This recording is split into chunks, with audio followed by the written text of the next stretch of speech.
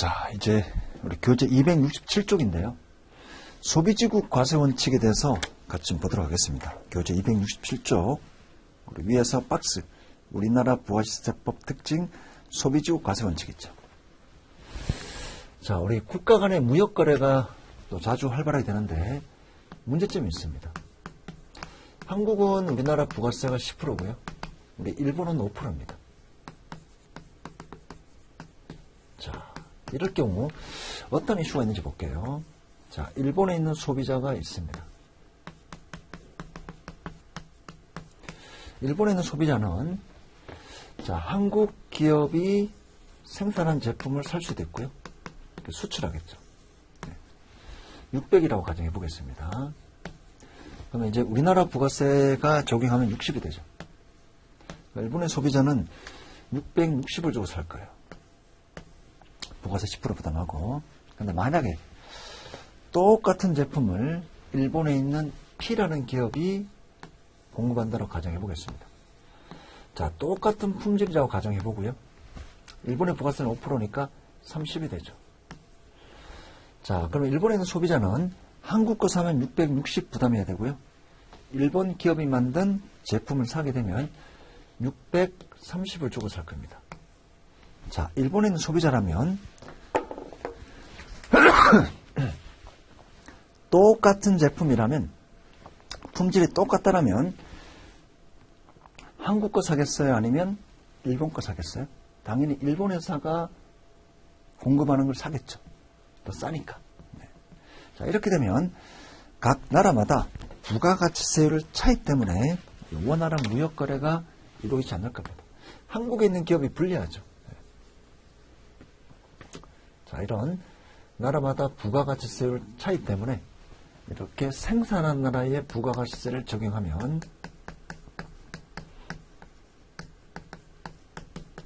무역 장벽이 생길 겁니다. 무역거래가 활발하게 이루어지지 않을 겁니다. 자, 이런 것들을 해결하기 위해서 소비지국 과세원칙이라는 제도가 나왔습니다. 자, 한국에 있는 갑이 이렇게 해외로 수출할 때는 우리나라 부가가치세를 없애자. 600에 나갑니다. 우리나라 부가가치세를 없애자. 자, 일본에 있는 소비자는 일본의 세관이 있습니다. 자, 일본 세관에서 한국에서 나갈 때는 우리나라 부가가치세율을 제로로 하고 일본 세관에서 일본 부가세를 적용해서 걷자는 거죠. 5%. 30을 징수하자. 그래서 일본에 있는 세관이 30 거래 징수해서 일본 세무서에 납부를 하자.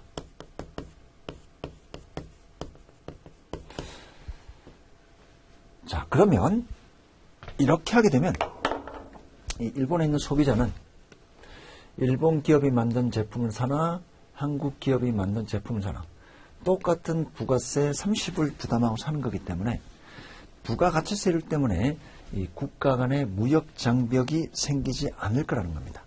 이렇게 소비하는 나라의 부가가치세를 적용하자는 방식이 소비지국 과세 방식입니다. 생산한 나라의 부가가치세를 적용하자는 것이 생산지국 과세 원칙이고요. 이렇게 되면 무역 장벽이 생기니까 한국에 수출한 기업은 부가세 없애자. 대신에 일본 세관에서 수입할 때, 저희가 수입할 때 일본 세관이 대신 징수하자. 30을 징수해서 일본 세무세 내자. 그러면 이 일본 소비자는 한국 거 사든 일본 거 사든 똑같이 630 부담하기 때문에 이 국가 간의 무역 장벽이 생기지 않는다는 겁니다. 좋죠? 네. 소비지국 과세 방식입니다. 생산한 나라의 부가세를 적용하는 방식이 생산지국 과세 원칙. 소비하는 나라의 부가가치세율을 적용하는 게 소비지국 과세 원칙. 소비지국 과세 원칙을 적용할 때는 일본에 있는 세관이 그 공급자를 대신해서 이 거래 징수를 하는 역할을 한다는 거죠. 그래서 우리나라 포함한 전 세계 모든 나라에서 부가가치세법을 도입한 모든 나라에서 소비지구 과세원칙을 적용하고 있습니다. 5번입니다. 그 다음 조세부담의 역전성이라는 단점이 있습니다. 우리 부가가치세는 부자도 10% 부담하고요. 가난한 사람도 10% 부담하면 아무래도 가난한 사람이 훨씬 더 불리하다는 겁니다. 이런 현상을 조세부담의 역진성이라고 표현을 합니다. 자, 그 다음. 자, 그래서 최종 우리나라 부가가치세법을 정리를 해보겠습니다. 특징. 간접세, 다단계 거래세, 전단계 세액공제법, 세금기관을 통해서 입증해야만 공개해준다. 법에서 면세라고 열강을 빼고 전부 다 과세하는 일반 소비세의 원리고요. 국세입니다. 그 다음 납세 의무자의, 납세자의 인적 사항을 전혀 고려하지 않는 물세입니다. 소비하는 나라에 부가가치세를 적용하는 소비지구 과세 원칙 제도를 도입하고 있습니다. 그 다음에 조사부담의 역전성의 특징이 있습니다. 별표 해두시고요. 우리나라 부가가치세법 특징 시험에 굉장히 자주 나오는 내용입니다. 원리이기 때문에 중요합니다. 자, 그 다음 납세 의무자가 있습니다. 부가가치세법 납세 의무자도 별표 해두시고요. 굉장히 중요한 내용입니다. 자, 부가가치세법의 납세 의무자.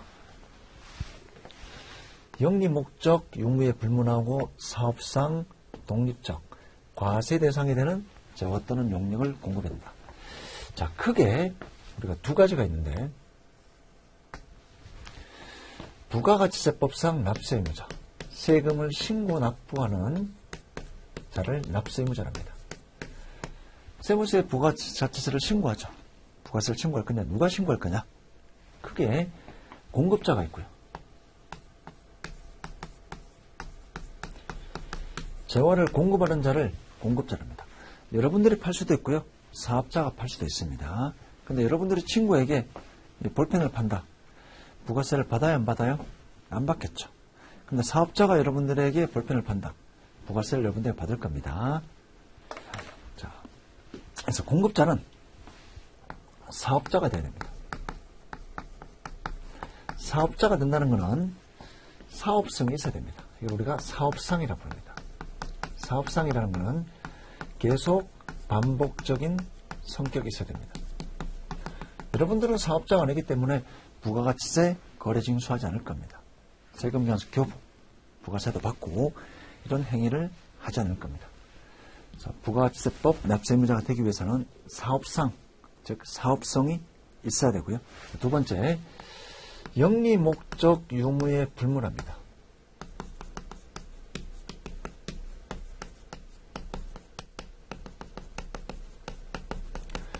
영리 목적 유무에 불문한다는 것은 영리든 비영리든 부가가치세 납세 의무가 있다는 겁니다. 자, 예를 들면 여러분들 우체국이 있죠. 우체국 가게 되면 택배가 있습니다. 우체국은 국가에서 운영합니다. 그 다음 민간기업인 현대택배가 있어요. 근데 현대택배는 당연히 부가세가 있습니다. 근데 우리 국가는 비영리 단체죠.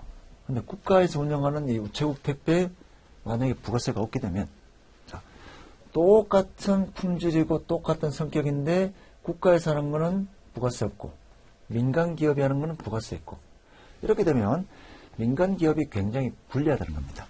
그래서 부가가치세는 영리든 일반 삼성전자, 일본 주식회사 또는 국가나 어떤 장학재단이나 또는 대학교나 이런 비영리단체가 해도 부가세 납세 의무자가 된다는 겁니다.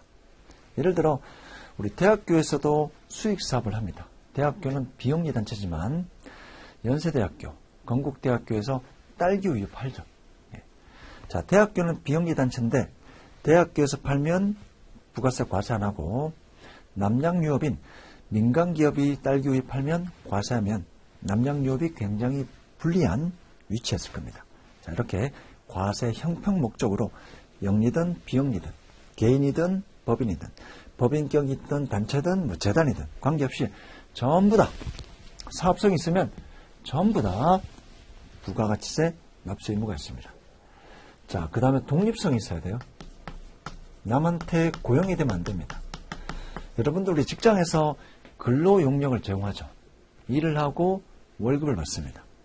근데 여러분들은 직장 월급 받을 때 부가세 징수하고 이런 거 없죠. 왜냐하면 독립성이 없기 때문입니다. 독립성이 있다는 것은 자기 책임과 자기 계산 하에 독립적으로 해야 됩니다. 여러분들이 근로 용역을 제공하고 월급 받는 것은 부가세 과세 대상이 아닙니다. 즉 여러분들이 납세 의무자가 아닌 거죠. 왜냐하면 독립성이 없기 때문입니다. 자, 그 다음 네 번째, 부가가치세법에서 과세 대상이라고 규정되어 있는 것, 면세 대상이라고 열거되어 있는 것을 공급할 때는 부가가치세 납세 의무가 없습니다. 여러분들 이페스 코리아는 면세 사업자입니다. 교육 용역은 면세기 때문에, 교육 용역은 면세기 때문에 면세 사업자가 공급하는 이 면세 용역은 부가세가 과세되지 않습니다. 자, 이 내용도 굉장히 중요합니다. 납세 의무자. 자, 용어 정리 몇 가지 할게요. 부가세 과세 대상이 되는 재화 또는 용역을 공급하는 사업자를 과세 사업자. 면세 사업자는 부가가치세가 과세되지 않는 면세되는 재화 또는 용역을 공급하는 사업자를 면세 사업자랍니다. 이페스 코리아는 면세 사업자입니다. 교육 용역은 부가가치세 과세 대상이 아닙니다. 자, 그래서 면세 사업자는 우리가 앞으로 배우는 부가가치세법상 사업자가 아니기 때문에 부가가치세법의 사업자 등록, 세금 계산 발급, 부가가치 신고 이런 의무를 지지 않습니다. 부가가치세법상 사업자만이 이 부가가치세법을 따를 의무가 있지, 부가가치세법 과세 대상이 되지 않는 면세 대상을 공급하는 사업자는 부가가치세법 신고하지 않습니다. 면세 사업자. 자, 근데 경우에 따라서는 어떤 사업자가 과세 사업도 하고 면세 사업도 하고 같이 겸용할 수도 있습니다. 겸용하게 되면 이 과세 사업에 해당되는 것은 부가세 신고해야 됩니다. 그래서 과세 사업자로 분류하고 있습니다. 과세와 민서를 겸용하는 사업자는 과세 사업자 분류하고 있습니다. 왜냐하면 과세되는 사업이기 때문에 부가가치세 신고를 해야 됩니다. 자, 그 다음 재화 수입이 있는데, 자, 이 수입은 그래서 크게 한번 우리가 다음 장에서 배울 건데요. 부가가치세법 과세 대상은 사업자가 공급하는 재화 또는 용역. 자, 공급자. 여러분들이 공급하면 부가가치세 납세 의무가 없습니다. 여러분들은 사업자가 아니기 때문에. 자, 두 번째, 우리가 수입 있죠. 해외로 내보내는 걸 수출, 해외에서 국내로 들어오는 걸 수입이랍니다. 수입도 재화의 수입이 있고 용역의 수입이 있는데, 현행 부가가치세법에서는 재화 수입에 대해서만 과세 대상으로 보고 있습니다. 용역의 수입은 국경을 건너오기 때문에, 서비스이기 때문에 눈에 보이지 않기 때문에 용역의 수입은 처음부터 부가가치세법 과세 대상으로 규정하고 있지 않습니다. 자, 공급은 재화 또는 용역이고요. 근데 수입은 재화에 대해서만 규정하고 있습니다. 용역은 눈에 보이지 않기 때문에, 국경을 건너서 오는 용역은 눈에 보이지 않기 때문에 과세하기가, 국가에서 관리 감독하기가 어려울 것이다. 그래서 재화의 수입에 대해서만 과세 대상으로 규정하고 있고요. 자, 그래서 두 번째, 납세 의무자는 재화를 수입하는 자입니다. 재화를 수입하는 자. 자, 앞에서 수출할 때도 이렇게 하지만 수입할 때도 똑같습니다. 자, 일본이 있고요. 한국이 있습니다. 한국에 있는 제가 일본 기업이 만든 재화를 수입합니다. 자, 소비주국 과세 원칙에 따라 일본에서도 나갈 때는 일본의 세율 0% 적용할 거고요. 일본 부가가치세를 과세하지 않고 수입하는 나라 부가세를 적용합니다. 근데 그 역할을 한국 세관에서 하겠죠. 한국 세관에서 한국 부가세 10%, 60을 거래 징수할 겁니다. 이렇게 세관이 징수해서 이 세관이 세무세 납부합니다. 자, 앞에서 우리가 납세 의무자는 이 거래 징수하는 사람이 납세 의무자입니다. 아까 공급자를 보면 자, 이렇게 이제 거래 징수하는 자가 납세 의무자다. 거래 징수하는 자, 거래 징수하는 자. 소비자는 납세 의무자가 아닙니다. 거래 징수하는 자인데, 그러면 이 재화 수입에 대해서는 이 거래 징수하는 자가 누구예요? 세관이죠. 수입에 대해서는 거래 징수하는 자, 거래 징수해서 세무서에 납부를 할 건데, 이렇게 거래 징수하는 자가 납세 의무자가 되어야 되는데, 수입에서 보면 거래 징수하는 자는 이 한국 세관입니다. 소비지급 과세 원칙에 따라 이 세관이 그 역할을 대신하는 거죠. 자, 근데 이 세관을 납세 의무자로 하기가 모양이 좀 그래요. 왜냐하면 세관은 이 수입에 대해서는 거의 세무서 역할을 합니다. 그래서 이 세관을 납세 의무자로 규정하기가 좀 그렇기 때문에 현행 부가가치세법은 재화를 수입하는 자라고 규정되어 있습니다. 그런데 재화를 수입하는 자는 사업자일 수도 있고 사업자가 아닌 여러분들 비사업자일 수도 있습니다. 이렇게 부가세 납세 의무자는 두 가지로 규정되어 있습니다. 그래서 혹시나 시험 문제에 사업자만 부가가치세법 납세 의무자가 된다. 사업자만 부가가치세법 납세 의무자가 된다. 이런 표현이 나오면 틀린 표현입니다. 자, 그 다음 용역을 수입하는 자는 납세 의무자가 된다. 이런 표현 나와도 틀린 표현입니다. 사업자가 공급하는 재화 또는 용역, 수입에 대해서는 재화의 수입에 대해서만. 근데 사실 이 수입은 매입자 컨셉이기 때문에 세관이 납세 의무자가 돼야 되는데 국가 세무서 역할을 하는 세관을 납세 의무자로 규정해 그래서 매입자를 납세 의무자라고 규정하고 있습니다. 근데 매입자는 사업자가 될 수도 있고 비사업자가 될 수도 있고, 근데 공급자는 무조건 사업자만 됩니다. 부가가치세법 납세 의무자는 사업자만 납세 의무자가 된다. 이런 표현 나오면 틀린 표현입니다. 공급에 대해서는 사업자만 되고요. 수입에 대해서는 사업자, 비사업자 둘 다 가능합니다. 자, 그래서 이제 우리가 뒤에서 배울 건데요. 매입자가 있고 공급자가 있습니다. 자, 이거는 수입이 아닌 공급자. 과세사업자가 공급하면 과세입니다.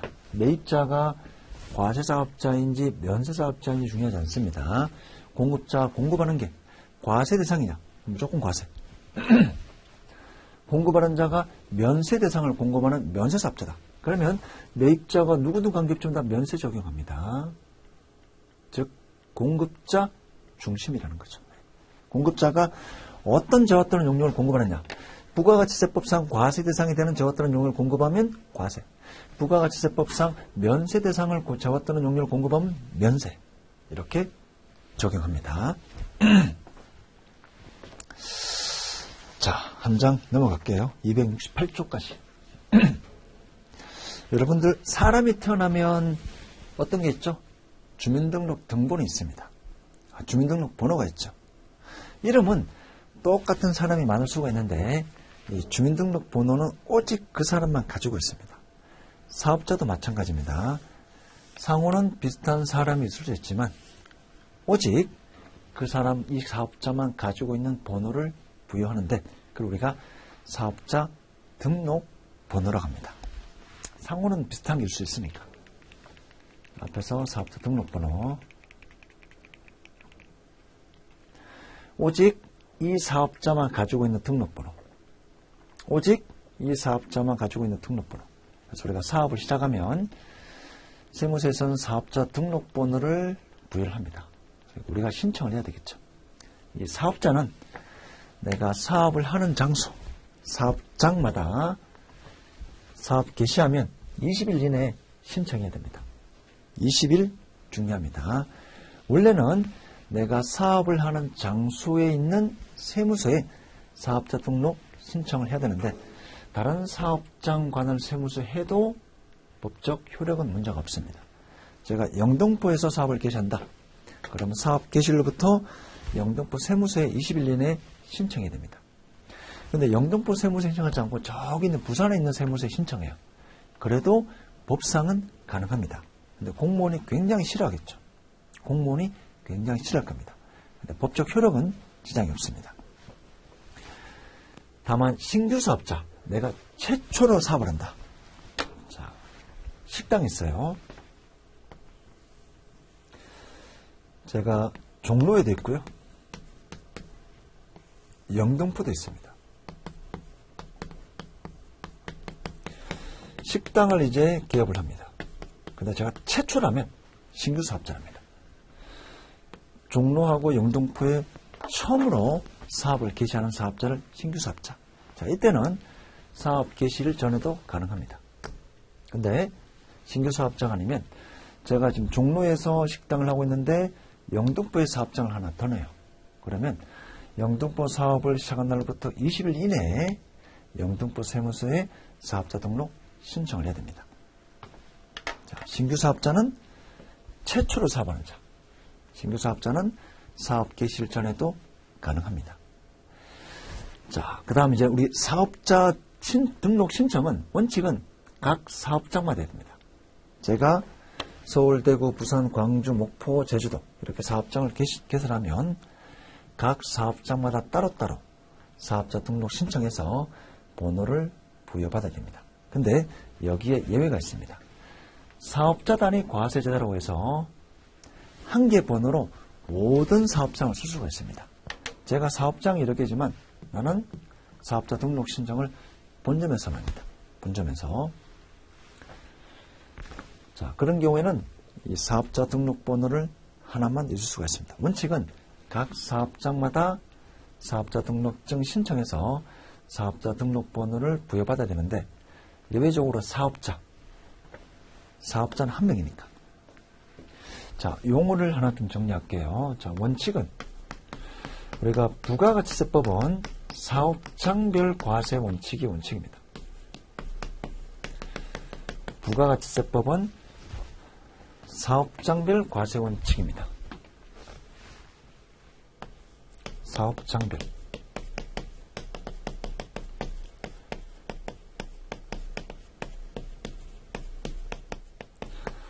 즉 모든 부가가치세법을 각 사업장마다 따로따로 하죠. 사업자는 저 한 명이지만 서울, 대구, 부산, 광주 여러 군데에 사업장을 낼 수가 있죠. 그러면 현행 부가가치세법은 각 사업장별로 부가가치세법을 따로 적용하자. 이게 대원칙입니다. 근데 이 원칙의 예외가 사업자 단위 과세제도가 있습니다. 뒤에 세부적으로 배울 겁니다. 나는 사업장별로 이 부가가치세법을 준수하는 게 아니라 사업자 단위로. 사업자는 저 한 명이죠. 즉 전국에 있는 모든 사업장을 본점에서 일괄해서 관할하는 겁니다. 세금 신고도 본점에서 하고요. 사업자 등록 신청도 본점에서만 합니다. 자, 그런 거를 사업자 단위 과세제도랍니다. 본점이 있고 주사무소가 있는데, 자, 이것도 용어 하나 정리할게요. 우리 법인 같은 경우에는 본점, 지점이라고 부릅니다. 법인은 본점 또는 지점이라고 용어를 지칭합니다. 근데 개인사업자는 주사무소, 분사무소라고 표현합니다.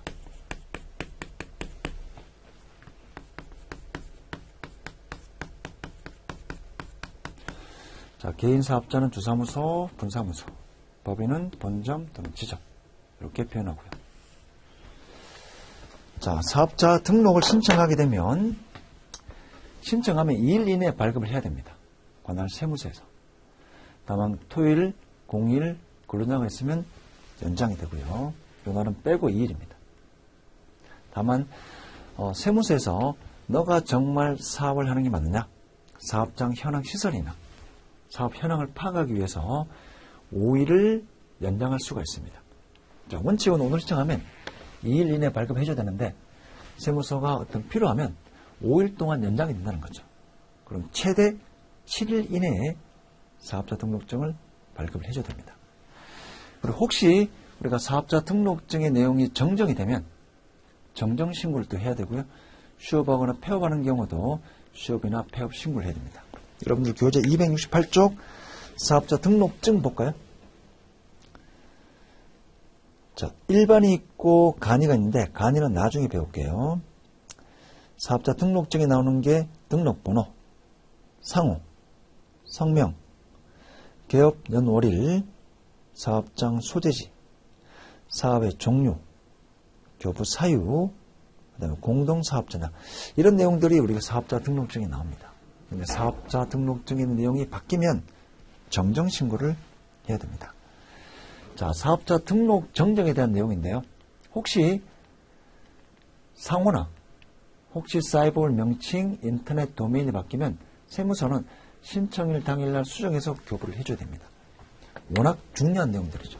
회사 이름 바뀌거나 사이버몰 명칭이나 인터넷 도메인도 거의 상호 성격을 가지고 있는 회사를 대표하는 그런 성격이기 때문에 이런 세 가지 사유면 사업자 등록 정정 신청하면 그날 바로 발급해 줘야 됩니다. 근데 이 세 가지를 제외한 나머지는 2일 이내에 발급을 해주면 됩니다. 교재 269쪽 보겠습니다. 3번 상속으로 인하여 사업자 명의가 변경될 때. 4번 대표자가 변경이 될 때. 자, 5번, 6번, 7번은 뒤에서 배울게요. 사업자 단위 과세제도와 관련된 내용이 바뀔 때. 8번 사업장을 이전할 때.